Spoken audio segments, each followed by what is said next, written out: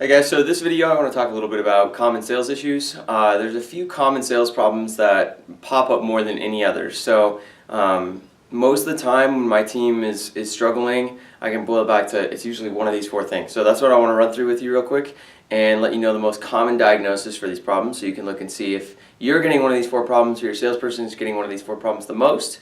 This is probably the first place to look. So the first most common objection is other estimates. So if you're constantly going to your estimates and they don't book with you on the spot because they want to get other estimates or they already have other estimates scheduled.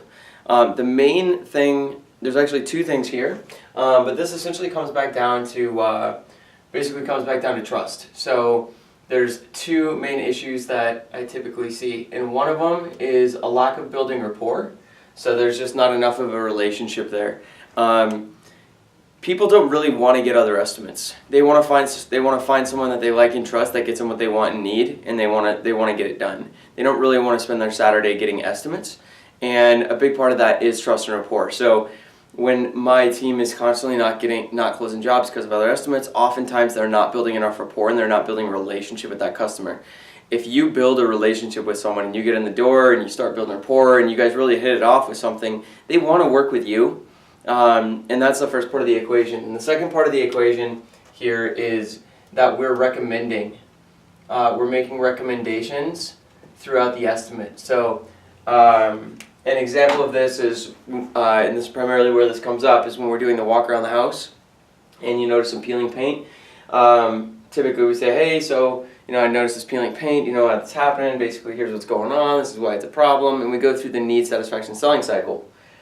Where we identify the need, develop the need, show our solution that we're going to scrape sand and prime this area, and this is why we recommend doing that, and would you like us to do that?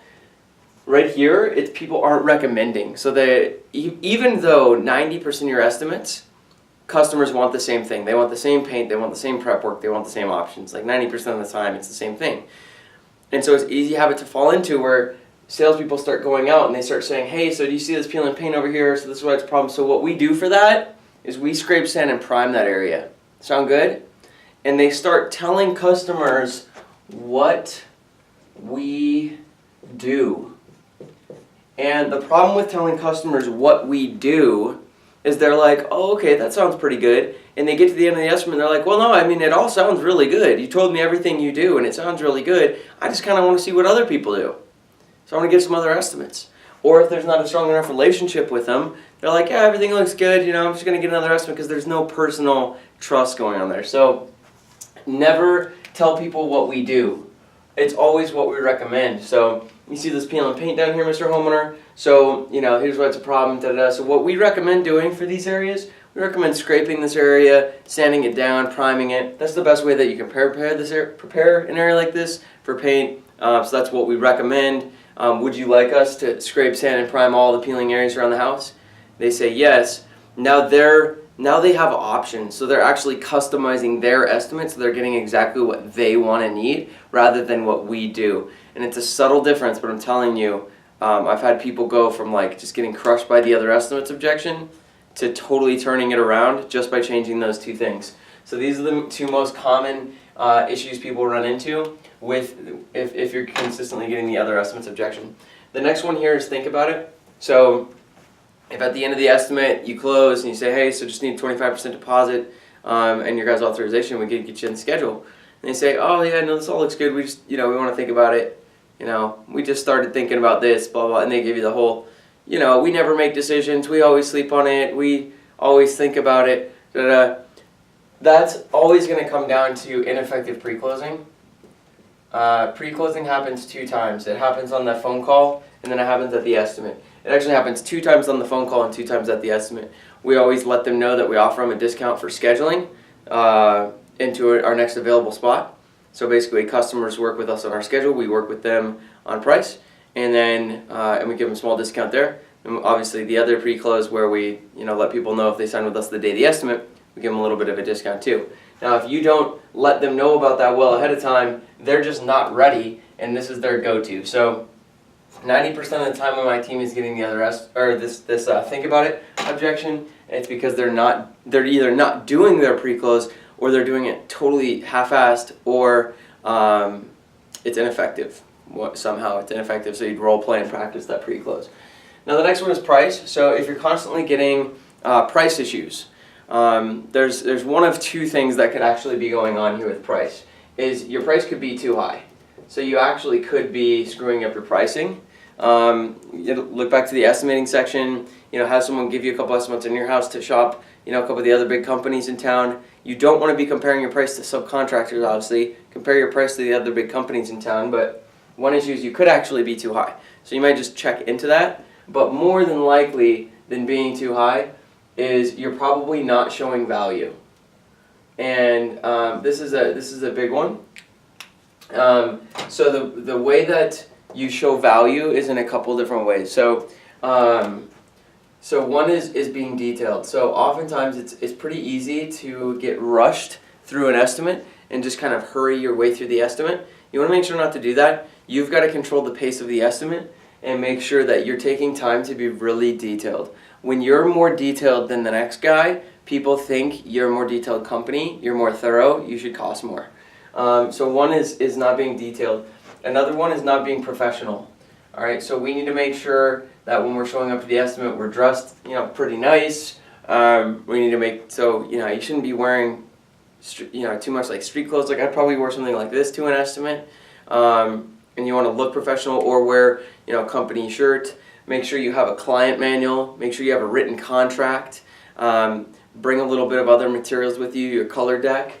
So you want to make sure you're professional, make sure you're incredibly detailed, and then you want to make sure to do a detailed NSSC around the house. This is really where we build a lot of value. And when we recommend and ask someone, hey, so that's what I recommend scrape, sanding, and priming all of these peeling areas around the house. Is that something you'd like us to do? And they say, yes, I'd like you to do that. In their head, it's like, ka-ching, that just cost me more money, but I definitely want it done, but they think it just costs you more money. So if you're doing a really detailed NSSC about all the extra work we're going to do on all these different problem areas, and then you're asking them, that's what we recommend doing, would you like us to do that? And they say, yes, I'd like you to scrape, sand, and prime all the peeling areas. Yes, I'd like you to sand and prime under the peeling siding boards. Yes, I'd like you to recaulk all those nail holes. Yes, I'd like you to do a full power wash. And you keep asking them that throughout the whole time. It's like ka-ching, ka-ching, ka-ching, ka-ching. So it keeps adding up the price in their head. And then by being detailed, hey, do you want us to mask off this area? Do you want us to, hey, what do you want us to do with your water meter over here? Hey, what do you want us to do here? Hey, are these new bushes and stuff? Do we need to be really careful around this area? When you're doing those little details, it also makes them realize, damn, this is a lot of work. This is going to be a lot more than I thought. If there's a sloped side on the side of the house, like, dang, so yeah, these slope sides are really tough. These take like almost twice as long just because it's hard to move the ladder and position. So, we use ladder levelers, so just to make sure our guys aren't getting hurt or anything. But yeah, this is going to be a really tough side to paint. That increases the price in the customer's mind. So you need to be really detailed, you need to be professional, and you need to do a strong NSSC where you're recommending things. This is going to be the primary issue with price too high, or your price is off, is you're just not showing the value. And you're not doing a professional process. The last one here actually happens quite a bit. So this is like random all over the place objections. So I remember working with a salesperson last year who had done 9 estimates the previous week, and he had one person who kind of had a friend who was going to paint, another person who had a couple other estimates, another person who wasn't even sure if they were going to paint this year, another person who, her husband wasn't home, another person who the husband left in the middle of the estimate, and so he wasn't sure. And it was like there didn't seem to be any theme. It seemed to be kind of chaos. So when you kind of have random or like all over the place objections, that always comes back to the initial phone call. And a good way to know if it comes back to the initial phone call, this is an issue, is are both homeowners present? So we want to make sure both homeowners present. Do we have both homeowners? And we want to make sure that the estimate schedule is set up properly. So the other thing that might happen here is with a poor initial phone call is people open the door and they're like, oh, hey, cool. So yeah, just walk around. Let me know what you think. You clearly didn't do a good initial phone call. So you need to make sure that you're doing a really strong initial phone call in this area. So if you've got objections that are all over the place, look back to the initial phone call. If you're training your salesperson, role play it with them. If you're doing the estimates yourself, role play that with someone else and ask them for feedback or something. Record yourself, listen to it, and review back through my training on initial phone call, because when you do a really strong initial phone call, this isn't going to happen. People are going to be set up and prepared. And if you have people who are like not serious about painting this year, that should come up on the initial phone call.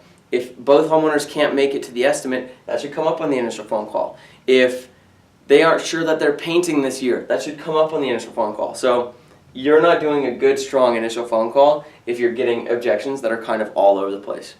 And those are the 4 most common sales issues that our people run into. And you'll also notice that it all comes back down to initial phone call, need satisfaction selling cycle, building rapport, and pre-closing. The only thing not on here is closing, but these are really the core. That's like the core 5 things. We talk about the initial call, building rapport, pre-closing, the NSSC, and closing. So if you see you're doing all these things perfect, you should have a good, strong sales rate. So review that sales training, put your salespeople through that sales training, and you should see some success. And if you start struggling with anything, look to see if it's any of these 4 things. And if it is any of these 4 things, look here first, because that's most likely where your problems are going to lie. Hope this helped.